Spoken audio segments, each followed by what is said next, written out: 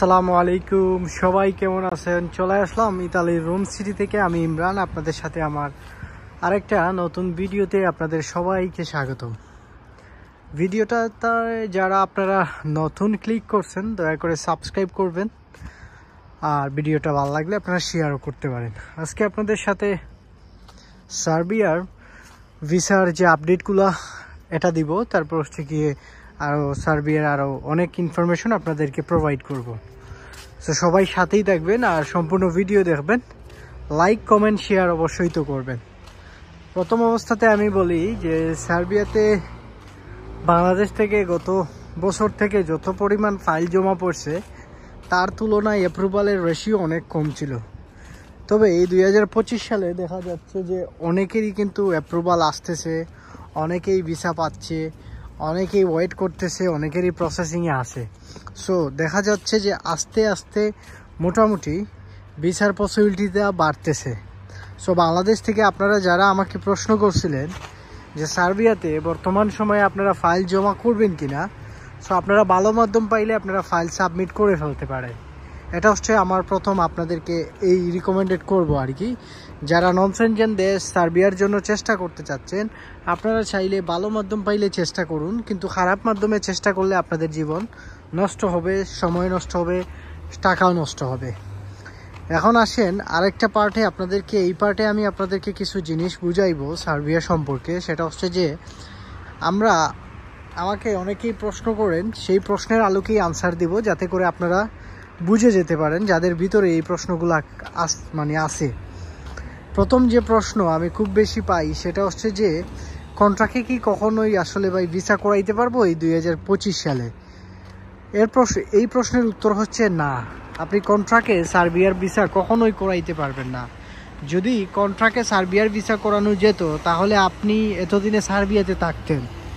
বাংলাদেশে এত পরিমাণ এজেন্সি আছে যারা সার্বিয়ার জন্য ফাইল নিয়ে তারা নিজেই ভুক্তভোগী। লয়ার তাদের টাকা পয়সা মাইরা দিছে, কোম্পানির মালিক তাদের টাকা পয়সা মাইরা দিছে। তো অ্যাটলিস্ট আপনার এইটা বুঝতে হবে যে সার্বিয়ার ক্ষেত্রে আপনার কন্ট্রাক্ট বা এইগুলোতে কখনোই ভিসা টিসা হয় না। সো আপনারা এটা মাথায় রাখবেন।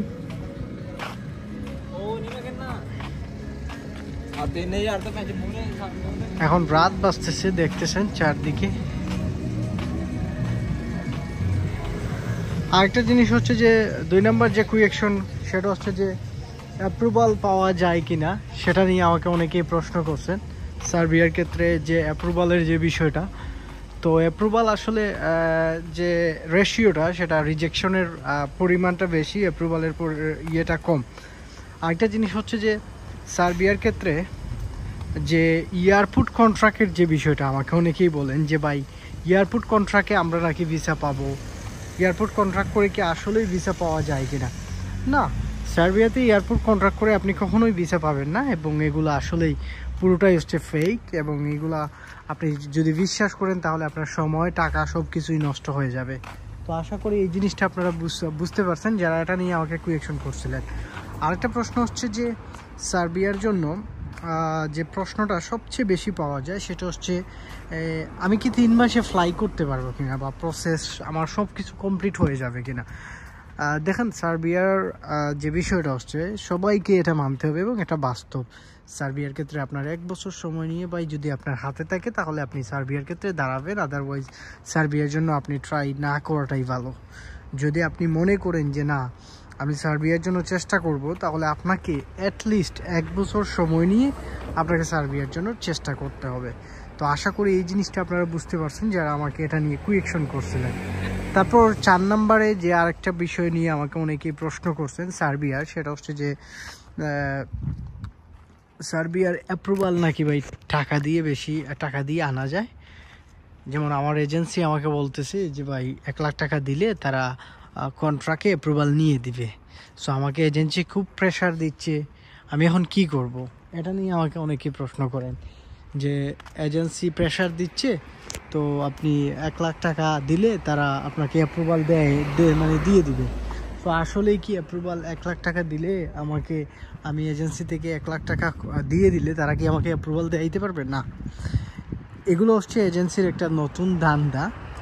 এবং আপনার ফাইল যখন অনলাইন করা হয়ে যায়, অনেক দিন হয়ে যায়, তখন আপনার ভিতরে একটা সংশয় কাজ করে, হয়তো কন্ট্রাক্টে টাকা পয়সা দিয়ে দিলে কাজ হয়ে যাবে। কিন্তু এটা জাস্ট একটা ফাউল একটা কথাবার্তা, এবং এজেন্সি এই কথা বলে আপনার কাছ থেকে লাখ টাকা নিবে, নিয়ে আপনাকে আপনার মানে ধরেন আপনার টাকাগুলা হুদাই নষ্ট করবে। সো আপনারা সবসময় যে 50,000 টাকা দিয়েছেন, 1 লাখ টাকা দিয়েছেন, এরপরে আর 1 টাকাও দিবেন না। সব টাকা পয়সা আপনারা ম্যান পাওয়ার হওয়ার পর বাকিগুলা টাকা পয়সা দিবেন। তো এই জিনিসটা মাথায় রাখবেন, কারণ প্রচুর কিন্তু এইভাবে কিন্তু আমি ইনবক্স পাই যে এজেন্সি বলছে ভাই অ্যাপ্রুভাল নিয়ে দিবে, আসলেই কি সম্ভব? এটা কখনোই সম্ভব না, বুঝতে পারছেন? আর একটা প্রশ্ন যে কতদিনে পাসপোর্টে স্টিকার লাগিয়ে আসবে? আমার তো ভাই প্রায় 1 মাস হয়ে গেছে, ইন্ডিয়াতে পাসপোর্ট চলে গেছে, কিন্তু এখনও অ্যাপ্রুভাল আসতেছে না। এই জিনিসটা হচ্ছে আপনাদের আমি বলে রাখি, 2 থেকে 2.5 মাস 3 মাসও অনেক সময় লেগে যায়। সো আপনাকে 2, 2.5, 3 মাস ওয়েট করতে হবে যদি যার কারো অ্যাপ্রুভাল চলে আসে আর ইয়েতে চলে যায়। এখন আরেকটা প্রশ্ন হচ্ছে যে ভাই কি, এই প্রশ্নটা কিন্তু খুবই খুবই ইম্পর্টেন্ট। আপনি যখন শুনবেন আমার কথাটা এখন, তাহলে আপনি বুঝতে পারবেন যে আসলে কোন কথাটা খুবই ইম্পর্টেন্ট। সেটা হচ্ছে যে ইদানিং বা কিছুদিন আগে আমি কিছু ভাইদের ট্যাক্স পাইছি, সেগুলো হচ্ছে যে ভাই আমার কিন্তু অ্যাপ্রুভাল হয়েছে কি না হয়েছে এজেন্সি আমাকে দেখায় নাই, কিন্তু আমার কাছ থেকে পাসপোর্ট নিয়েছে, তারা বলছে যে আমার পাসপোর্ট ইন্ডিয়া পাঠিয়ে দিছে। তো অ্যাপ্রুভাল ছাড়া ভাই পাসপোর্টের স্টিকার ভিসার জন্য ইন্ডিয়া কেন পাঠাবে? বা এরভাবে কি পাঠাইয়া মানে স্টিকার ভিসা লাগিয়ে আসে? এই যে একটা কোয়েকশন, এটা কিন্তু ফেক। কারণ হচ্ছে অ্যাপ্রুভাল কখনোই অ্যাপ্রুভাল ছাড়া স্টিকার ভিসা লাগানো সম্ভব না, এবং এটা পাসপোর্ট ইন্ডিয়াতেও যাবে না, বা যাওয়ার কোনো যাওয়ার কোনো কথাও না। কারণ একমাত্র পাসপোর্টটা আপনার ইন্ডিয়া যাবে যখন আপনার অ্যাপ্রুভাল কমপ্লিট হবে। সো আশা করি যারা আমাকে এটা নিয়ে প্রশ্ন করছেন, মোটামুটি আপনি প্রশ্নের আনসার পেয়ে গেছেন। তারপর হচ্ছে যে আরেকটা জিনিস হচ্ছে যে আমাকে কিছু ভাই ব্রাদার আরেকটা প্রশ্ন করেন যে ইমরান ভাই সার্বিয়াতে যাওয়ার পর আসলে ইন্টেনশন বা ইউরোপের কান্ট্রিগুলো, যেমন আমার dream country France, dream country Italy, dream country Portugal, dream country Spain, dream country Germany, এগুলোতে ঢুকে যেতে চাই। আমি যাওয়ার পর সাথে সাথে একে গেম দিয়ে চলে যেতে পারবো? হ্যাঁ, আপনি যাওয়ার পর সাথে সাথে চাইলে আপনি যদি দালাল ম্যানেজ করতে পারেন, টাকা পয়সা ম্যানেজ করতে পারেন, আপনি ট্রাই করে নিতে পারবেন। It's not a big deal. তবে আমি আপনাদেরকে রিকমেন্ডেড করবো, বর্তমানে ইতালি বলেন বা ফ্রান্স, এগুলোর কিন্তু পরিস্থিতি আগের মতো নাই। সো আপনারা দেখে শুনে বুঝে শুনেই কিন্তু পা বাড়াবেন। ডেফিনেটলি এখন কিন্তু আগের মতো নাই। সো আপনাকে 100% বুঝে শুনেই কিন্তু আগাতে হবে। তো আশা করি এই জিনিসটা বুঝতে পারছেন। যদি মনে করেন যে সার্বিয়াতে আপনি ভালো টাকা ইনকাম করতেছেন, আপাতত সার্বিয়াতে থাকার চেষ্টা করুন বৈধভাবে। যদি ইন ফিউচারে সার্বিয়াতে কিছু একটা করা যায়, বিজনেস চাইলে সার্বিয়াতেও করতে পারবেন, অনেকেই আছে এরকম করে। সো আপনি চাইলে ওই করতে পারেন। তো এখন লাস্ট পার্টে যে বিষয়টা, সেটা হচ্ছে যে স্যালারি কি বাড়ছে কিনা বা সেনজেন হয়ে যাবে কিনা সার্বিয়া, এটা নিয়ে কিন্তু প্রচুর কোয়েকশন। দেখেন, সার্বিয়ার জন্য স্যালারি যেটা আগেই ছিল এখনও আছে, এবং সার্বিয়া সেনজেনের হওয়ার কোনো সুযোগ নাই। যারা আমাকে প্রশ্ন করছিলেন যে সার্বিয়া সেনজেন হয়ে যাবে বা এরকম কোনো আছে কিনা, না, এটা 2026 সালে কোনো সিস্টেম নাই, এবং এটা সেনজেন হওয়ার কোনো ইয়ের মধ্যেই এখন নাই। তো আশা করি বুঝতে পারছেন যে হাইপটা উঠছিল সেটা হচ্ছে সাইপ্রাসের জন্য।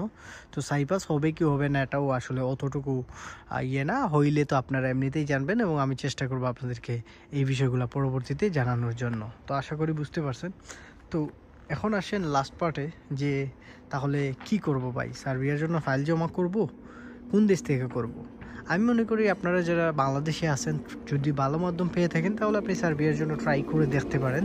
বাদবাকি আল্লাহর ইচ্ছা। ট্রাই করলেই যে আপনার ভিসা হবে জিনিসটা এমন না। সো আপনি ট্রাই করতে পারেন। সো আশা করি এই জিনিসটা বুঝতে পারছেন। তো এই ছিল আজকের ইনফরমেশন।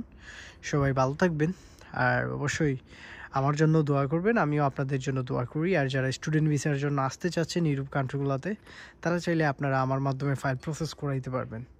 আর আপনারা যারা আমার পুরাতন আছেন, নতুন আছেন, সবাই জানেন যে আমি ইতিমধ্যে স্টুডেন্ট ভিসা নিয়ে কাজ শুরু করছি। সো আমার জন্য আপনারা অবশ্যই দোয়া করবেন, আপনাদের দোয়ায় আমাকে রাখবেন। আমিও সবসময় আপনাদেরকে দোয়া করি যাতে করে আপনারাও আপনাদের যে ড্রিম কান্ট্রিগুলো বা আপনাদের ইউরোপের যে আসার যে স্বপ্ন, সেটা যাতে পূরণ হয়। সবাই ভালো থাকবেন। এই ছিল আজকে আপনাদের সাথে। পরবর্তীতে অন্য কোনো দিন অন্য কোনো বিষয় নিয়ে আলোচনা হবে। আসসালামু আলাইকুম।